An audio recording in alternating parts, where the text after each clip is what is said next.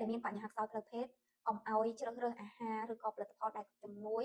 ដែលអត់មានគុណភាពហើយអាចនឹងធ្វើឲ្យយើងប៉ះពាល់សុខភាពបើសិនជាជ្រើសរើសផលិតផលជំនួយផ្លូវភេទឲ្យល្អសូមជ្រើសរើសដែលត្រឹមត្រូវតែស្តង់ដារប្រយ័ត្នបញ្ហាកាន់តែធំទៅអ្នកដែលមានបញ្ហាខ្សោយផ្លូវភេទចំពោះបុរសគឺធ្វើឲ្យគាត់មានផលវិបាកច្រើនមែនទែនធ្វើឲ្យគាត់បាត់បង់សុភមង្គលនៅក្នុងការគេងជាមួយនឹងដៃគូរបស់គាត់បាត់បង់ភាពសំណុកសុខស្រួលឬក៏ប្រភេទរបស់គាត់នឹងអត់ឡើងរឹងហើយរឿងដែលសំខាន់ពិបាកក្នុងការមានកូនផងដែរបើសិនជាយើងមានបញ្ហាខ្សោយផ្លូវភេទមូលហេតុទី1ដែលធ្វើឲ្យគាត់មានបញ្ហាខ្សោយផ្លូវភេទនេះគឺកត្តាអរម៉ូនរបស់គាត់បំរែបំរួលឬក៏អរម៉ូនរបស់គាត់នឹងមានការថយចុះខ្លាំងចំពោះបុរសអញ្ចឹងហើយយើងត្រូវតែរក្សាអរម៉ូនបែបណាសូមស្ដាប់ជាមួយនឹងវីដេអូខ្ញុំដល់ចប់ឬក៏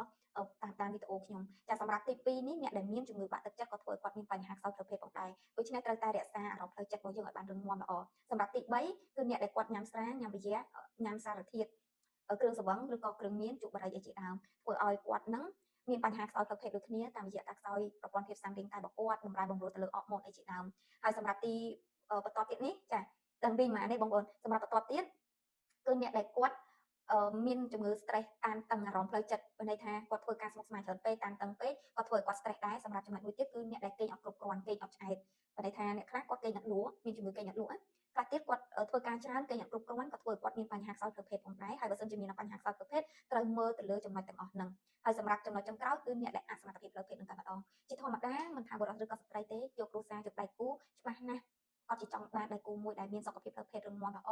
ចង់មានកូនចាចង់ឲ្យការគេងនៅជាមួយនឹងដៃគូនឹងដល់ចំណុចកំពូលឬក៏ស្ថិតនៅក្នុងសុភមង្គលល្អផងដែរបើសិនជាមានបញ្ហាណាមួយកើតឡើងចំពោះបងប្អូនពិតជាមិនចង់ឲ្យមានទេហើយក៏មិនសប្បាយចិត្តក្នុងការរស់នៅដែរដូច្នេះសូមថែទាំសុខភាពឲ្យបានត្រឹមត្រូវហើយមានចម្ងល់ឬក៏មានបញ្ហាក៏ដូចជាចង់ដោះស្រាយបញ្ហាកំពុងតែខ្សោយប្រភេទនេះអាចមករកខ្ញុំបានតាមរយៈលេខទូរស័ព្ទលើវីដេអូនេះខ្ញុំនឹងផ្ដល់ជាយោបល់ក៏ដូចជាដំណោះស្រាយមួយចំនួនជូនទៅកាន់បងប្អូនទាំងអស់គ្នាដើម្បីថែទាំសុខភាពខ្ញុំសុខលីនសូមអរគុណសូម